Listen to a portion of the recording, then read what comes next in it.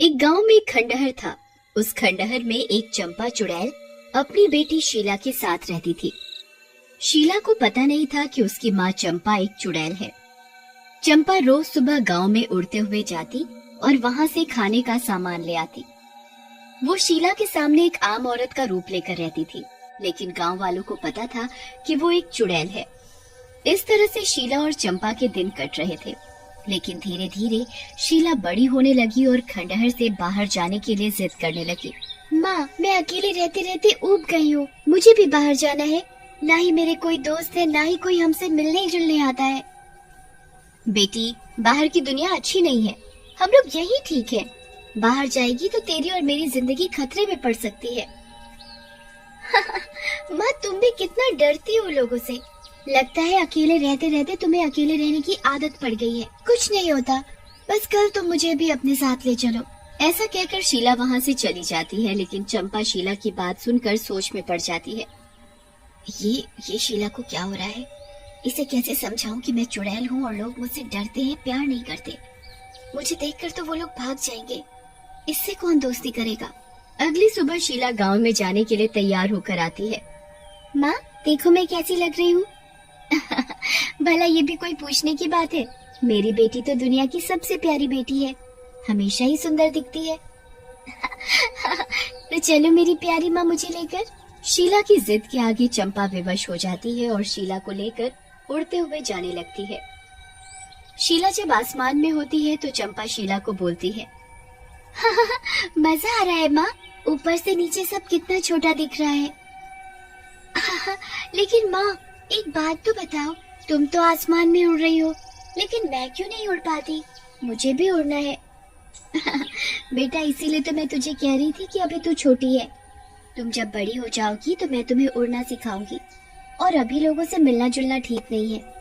कल को बड़ी होगी तब जितनी मर्जी दोस्ती कर लेना। मैं तो कहती हूँ वापस चलते हैं। हाँ, माँ बहुत चालू हो तुम। आपके पास एक से एक बढ़िया बहाने होते हैं। आप जितनी मर्जी कोशिश कर लो, मैं तो आज आपके साथ गांव के अंदर जरूर जाऊंगी, चाहे आप कितने भी बहाने कर लो। फिर चंपा शीला को लेकर एक आम के बाग में उतरती है। आम को देखकर शीला बहुत खुश हो जाती है।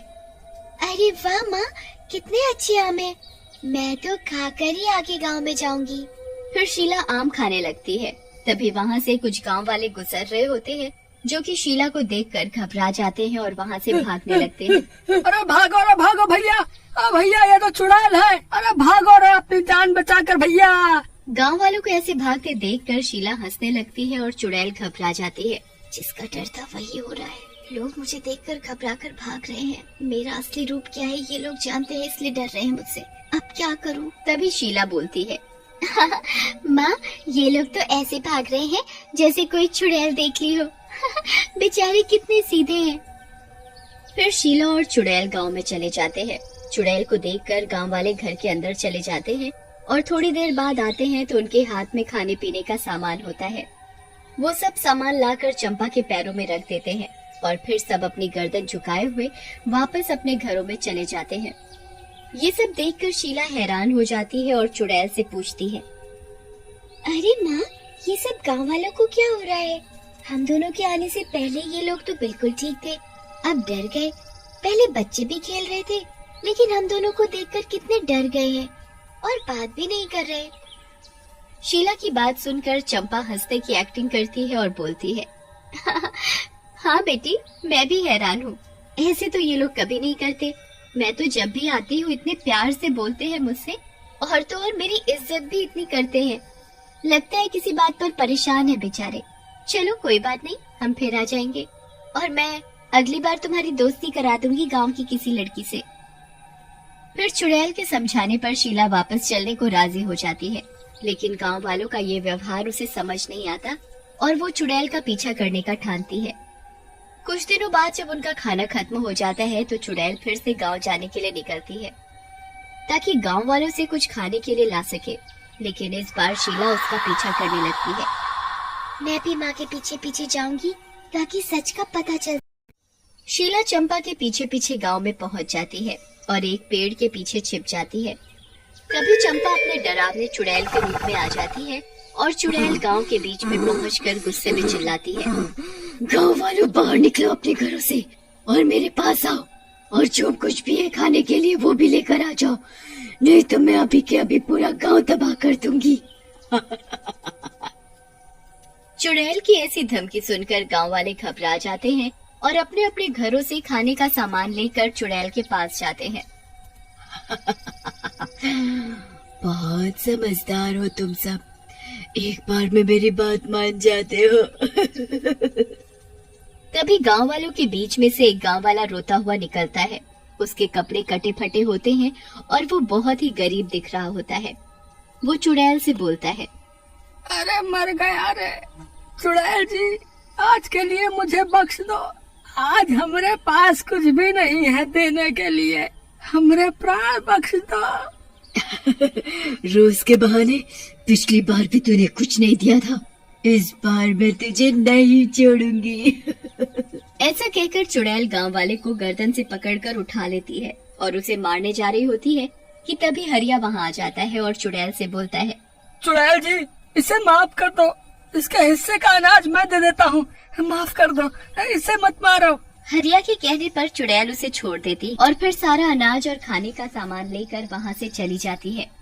ये सब शीला पेड़ के पीछे छुपकर देख रही होती है। ये मेरी माँ क्या कर रही है? इन बेचारे गांव वालों को क्यों सता रही है? मुझे असलियत जाननी होगी। ऐसा कहकर शीला गांव वालों के पास जाती है। गांव वाले शीला को देखकर डर जाते हैं। तुम तो वही हो ना? अरे तुम तो वही लड़की हो ना जो कल उस चुड़ैल के साथ आई थी? चुड़ैल के साथ? क्या बोल रहे हो भैया? वो तो मेरी माँ है, वो कोई चुड़ैल वुड़ैल नहीं है। शीला की इस बात पर गांव वाले हंसने लगते हैं और शीला को बोलते हैं, बेटी लगता है उस चुड़ैल ने तुम्हें झूठ बोला है, वो कोई इंसान नहीं है, वो तो एक चुड़ैल है जो कि इंसानों को मार कर खा जाती है। बेटा पता नहीं तुम कैसे जिंदा हो अब तक, क्योंकि तुम भी इंसान हो, एक इंसान की बेटी। हाँ, वो तुम्हारे आगे एक औरत के रूप में रहती है ताकि तुम्हें सच का पता न चले, और हमारे सामने चुड़ैल बन जाती है। गांव वालों की ये बात सुनकर शीला को गहरा सदमा लगता है और वो रोते हुए अपने घर चली जाती है। उधर चुड़ैल भी शीला को घर पर ना पाकर बहुत परेशान होती है। जैसे ही शीला घर पहुंचती है, कहाँ थी शीला? पता है कब से परेशान हो रही थी? क्यों? मुझे भी खाना है जैसे तुम बाकी इंसानों को खा जाती हो। बोलो, ये क्या कह रही है शीला? तू तो मेरी बेटी है, भला मैं तुझे क्यों खाऊंगी? क्या हुआ बोलना। फिर शीला गांव वालों और उसके बीच हुई सारी बात चुड़ैल को बता देती है, जिसे सुनकर चुड़ैल बोलती है, बेटी शीला, आज मैं तुझसे कुछ नहीं छुपाऊंगी। हाँ, ये सच है कि मैं एक चुड़ैल हूँ और मैं इंसानों को मारती थी, लेकिन मैंने तुझे अपनाने के बाद कभी किसी इंसान को नहीं मारा। लेकिन माँ, मैं कौन हूँ फिर? मुझे नहीं पता बेटी, मैं तो एक रात अस्पताल के आगे से जा रही थी, वहाँ तुझे कुछ कुत्तों के बीच घिरा पाया तो उठा लिया ताकि वो कुत्ते तुझे मार कर ना खाएं। तुझे देखकर मेरी ममता जाग उठी, तब से ही मैं पाल रही हूँ तुझे। माँ, लेकिन तुम गांव वालों को क्यों डराती हो? और मेरे माँ बाप कहाँ हैं? बेटी, मुझे नहीं पता तुझे जन्म देने वाले माँ बाप कहाँ हैं। तुझे बचाने के बाद मैं कई दिन उस अस्पताल के आसपास ही रही, लेकिन कोई नहीं आया तुझे लेने। रही गांव वालों को डराने की बात बेटी, अगर मैं उन्हें नहीं डराती तो तुझे क्या खिलाती? मैं तो माँ हूँ, अपनी बच्ची के लिए कुछ भी करूँगी। चुड़ैल की ये बात सुनकर शीला चुड़ैल से लिपट जाती है। तुम बहुत अच्छी हो माँ, मेरी चुड़ैल माँ, लेकिन तुम अब से झूठ नहीं बोलना और गाँव वालों को दुखी मत करना। हम अपने जीने के लिए कुछ और नया रास्ता देखेंगे। हाँ, ठीक है मेरी प्यारी बेटी, जैसा तू कहेगी अब से मैं वैसा ही करूँगी। फिर शीला अपनी माँ को लेकर गाँव वालों के पास जाती है। अरे चुड़ैल फिर से आ गई। चुड़ैल जी, अभी तो आप सारा अनाज ले गई, इतनी जल्दी हम कहाँ से इतना अनाज दें आपको, बताइए। सरपंच जी, आप चिंता मत करो, अब से आपको हमें कोई अनाज नहीं देना। ये मेरी माँ है और अब से ये आप में से किसी को परेशान नहीं करेगी। शीला सारी बात गांव वालों को बताती है और गांव वाले भी उनको गांव में रहने की इजाजत दे देते हैं। चुड़ैल मुसीबत के समय में गांव वालों की मदद कर दिया करती और गांव में ही वो दोनों आराम से रहने लगी। एक गांव में एक चरवाहा रहता था। वह रोज की तरह अपनी भेड़ों को जंगल में चराने के लिए ले जा रहा होता है। सब कुछ सामान्य चल रहा होता है। तभी बहुत तेज चीख की आवाज आती है। उसकी दोनों भेड़ें बहुत डर जाती हैं और वहाँ से भाग जाती हैं। चमन अपनी भेड़ों को यूं भागता देख घबरा जाता है। अरे ये क्या, ये कैसी आवाज थी? मेरी भेड़ें कहाँ चली गई? मुझे उन्हें ढूंढना होगा। फिर चमन अपनी भेड़ों को ढूंढता ढूंढता जंगल में बहुत अंदर चला जाता है, लेकिन उसकी भेड़ों का कोई नामो निशान नहीं मिलता। अरे यार, अब ये दोनों भेड़ें कहाँ चली गईं? अगर मैंने इन्हें खो दिया तो मेरी बीवी बहुत नाराज हो जाएगी। अब क्या करूँ, कहाँ ढूंढूं इन्हें? फिर वह बहुत देर तक इधर उधर ढूंढता रहता है, लेकिन उसे कोई सफलता नहीं मिलती।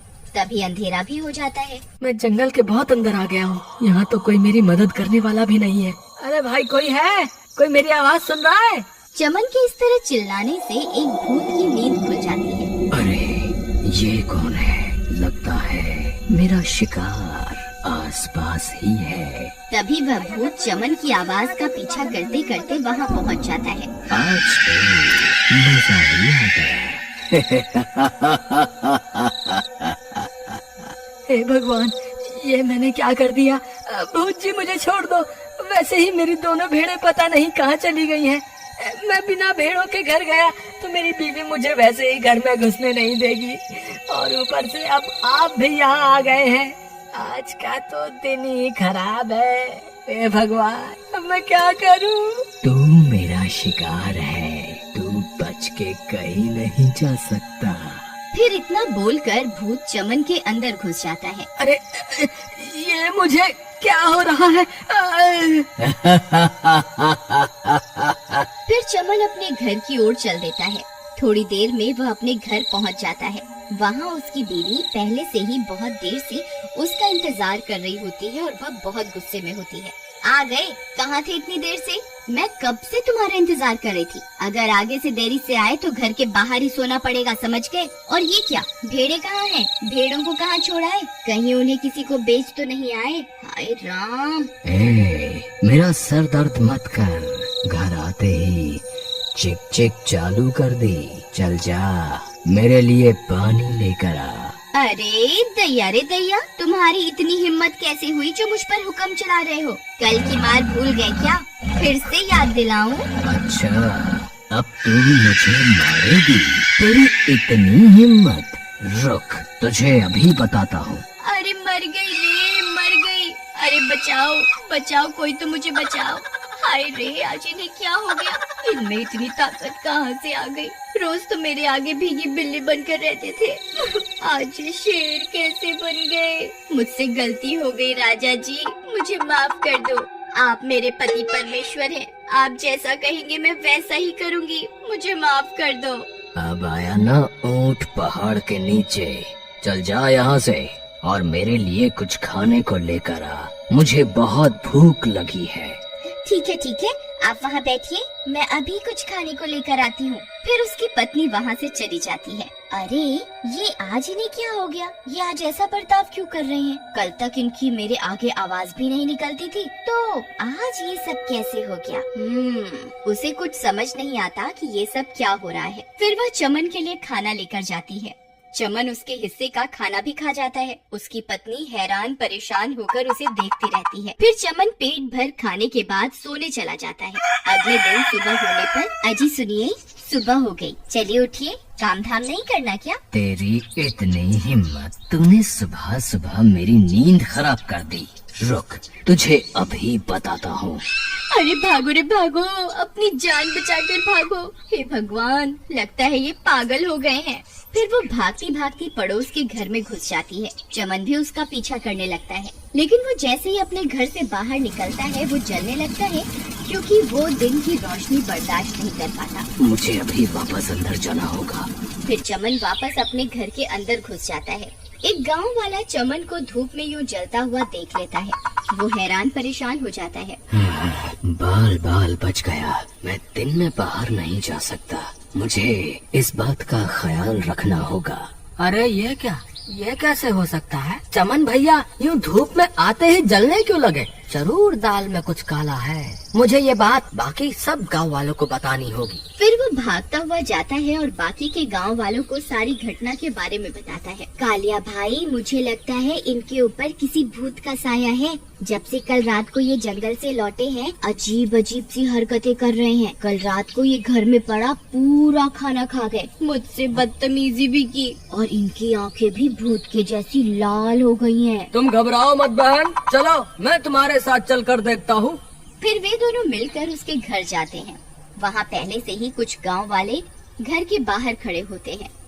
फिर कालिया और अनीता घर के अंदर जाते हैं। ए चमन, कहाँ है तू? जरा बाहर तो आ। तेरी अनीता बहन के साथ बदतमीजी करने की हिम्मत कैसे हुई? जल्दी बाहर आ, मैं तुझे अभी सबक सिखाता हूँ। चमन को कालिया की बात सुनकर गुस्सा आ जाता है। फिर चमन गुस्से में बाहर आता है। ए, कौन है तू? तेरी इतनी हिम्मत, मुझसे तेज आवाज में बात करता है। रुक, तुझे अभी बताता हूँ। अरे मर गए रे, छोड़ मुझे, छोड़। चमन भाई मुझे छोड़ दो, मुझसे गलती हो गई। मैं अनीता भाभी की बातों में आ गया। तुम ठीक हो भाई? ये औरत ही गलत है, तुम उसके साथ सही कर रहे हो। मुझे छोड़ दो, मुझे जाने दो, मुझसे गलती हो गई। अनीता ये सब देखकर डर जाती है और वह वहाँ से भाग जाती है। अरे भागो रे, अपनी जान बचा के भागो। अनीता बहन, अंदर क्या हो रहा है? ये कैसी आवाजें आ रही हैं? तभी चमन कालिया को उठाकर घर से बाहर फेंक देता है। अरे मर गया रे, इसने तो मेरी टांग ही तोड़ दी। कालिया भाई, आप ठीक तो है ना?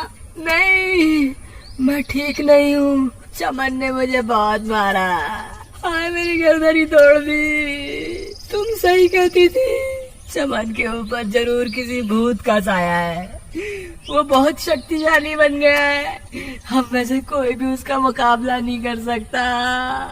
तुम सही कहते हो कालिया भाई, मैंने अपनी आँखों से देखा था। चमन भैया जैसे ही धूप में बाहर आए, वो जलने लगे थे। वो धूप बर्दाश्त नहीं कर सकते। हमें किसी तरह इस भूत को घर से बाहर लाना होगा।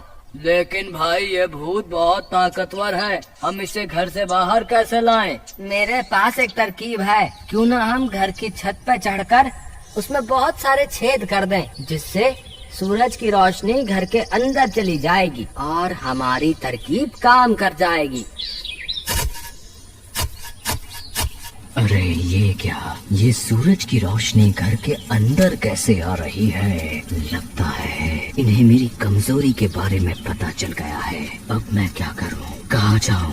फिर वह भूत सूरज की रोशनी में तड़पने लगता है। अरे मर गया रे। अरे गाँव वालों, रुक जाओ, ऐसा मत करो। हाय, मर गया रे, मुझे छोड़ दो। तुम जिस औरत की मदद कर रहे हो, वो बहुत जालिम औरत है। वो इस बेचारे चमन पर बहुत जुल्म ढाती है। तुम चमन को तो मुझसे आजाद करवा लोगे, लेकिन इस पापी औरत से कैसे आजाद करवाओगे? भूत की सारी बातें सुनकर गांव वाले हैरान रह जाते हैं और अनीता की तरफ देखने लगते हैं। भाई, भूत के बात में दम तो है। अगर हम चमन को इससे आजाद करवा भी लें, तो फिर ये औरत उसके ऊपर जुल्म ढाएगी। इससे अच्छा चमन को ऐसे ही रहने देते हैं। ये भूत ही इस औरत को सही सबक सिखाएगा। नहीं नहीं, ऐसा मत कहिए। मुझे मेरी गलती का एहसास हो गया है। मैं आज के बाद चमन को कभी कोई तकलीफ नहीं पहुंचाऊंगी। मैं वादा करती हूँ। आप बस चमन को इस भूत से आजाद करवा दीजिए। ठीक है, हम तुम्हारी बातों पर विश्वास करते हैं, लेकिन मुझे लगता है हमें इस भूत को भी मारना नहीं चाहिए। इसने भी अनजाने में ही सही, लेकिन चमन की मदद की है। ए भूत, हम तुझे मारना नहीं चाहते। अगर तू चमन का शरीर छोड़ देगा तो हम तुझे छोड़ देंगे। बोल, मंजूर है? हाँ, मुझे मंजूर है, लेकिन मैं धूप में बाहर नहीं जा सकता। मुझे थोड़ा समय दे दो।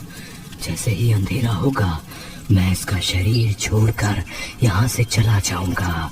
हाँ ठीक है, फिर रात होने तक हम सब यहीं इंतजार करते हैं। थोड़ी देर में रात हो जाती है और अंधेरा होते ही भूत चमन के शरीर से बाहर निकल जाता है। मुझे माफ कर दो, मैंने तुम्हारे शरीर पर कुछ देर के लिए अपना कब्जा कर लिया था, लेकिन मैंने तुम्हारी पत्नी को सही सबक सिखा दिया है।